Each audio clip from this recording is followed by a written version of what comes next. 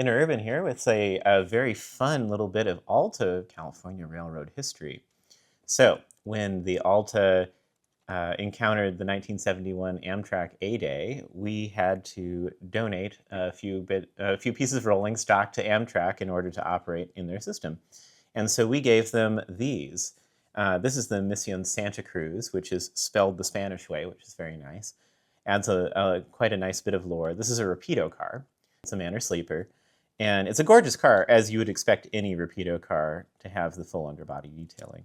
This is right before I'm weathering it, but I wanted to capture it in its state. And ironically, this is the first ever 100% complete Alta California Railway passenger car, of which we will see a few dozen more in the near future as I begin to build the Monarca and the Sequoia and all of the other named passenger trains that the Alta operated with. So this is just a fun little historical tidbit I thought I'd let you guys in on.